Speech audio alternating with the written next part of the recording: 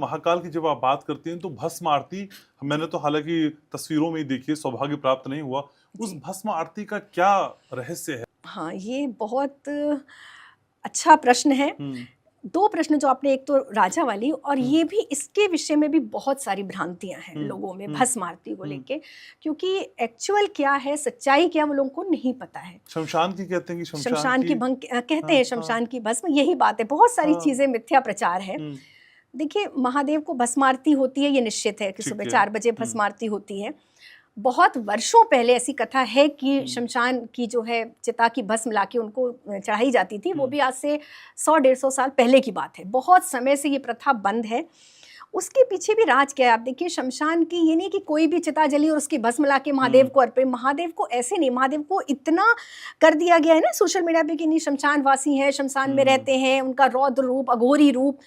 इतने सुंदर है शंकर भगवान, इतने हुँ, सुंदर महाकाल, इतने कोमल हैं, हुँ, इतने प्यारे हैं, लेकिन उनका रूप क्यों सिर्फ प्रचार ऐसा किया जा रहा है घनश्याम जी? हुँ, ये प्रथा कहाँ से शुरू हुई, मैं आपको बताती हूँ। हुँ, जब सती से उनका विवाह हुआ, माता सती से, और माता सती तो परम शिव भक्त पत्नी सही तो बात थी है। ही, लेकिन अनन्य शिव भक्त, कितनी हुँ, तपस्या की थी। हुँ, जब उन्होंने दक्ष के यज्ञ में, कि जब शिव जी को नहीं बुलाया गया था, हुँ, आमंत्रण नहीं दिया गया था, माता गई और उन्होंने अपने देह का त्याग किया था, अग्निदाह किया था। हुँ, उस समय भगवान शिव को जब ये समाचार मिला कि सती ने ऐसे अग्निदाह कर लिया, तो उस हुँ, समय वो बहुत बहुत विकराल क्रोध रूप में आ गए थे। हुँ, तभी उन्होंने वीरभद्र को प्रकट किया था, और वीरभद्र से ये कहा था कि तुम जाओ और दक्ष के यज्ञ को, वहाँ पे सब कुछ नष्ट भ्रष्ट करके शमशान बना दो।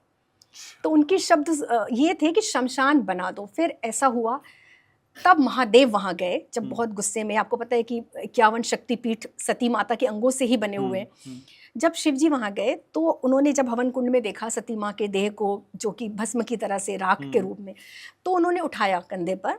तो जब वो उठाया ना, तो कंधे पर रखा माँ सती को, हुँ, तो जो वो भस्म गिरी ना महादेव के ऊपर, तो एक तरह से पूरा महादेव का सती माँ के भस्म से एक श्रृंगार और स्नान हुआ। अच्छा। तब महादेव का क्रोध शांत हुआ, क्योंकि बहुत क्रोध में थे, पूरी प्रकृति तांडव शुरू कर दिया था उन्होंने, प्रकृति नष्ट हो जाती।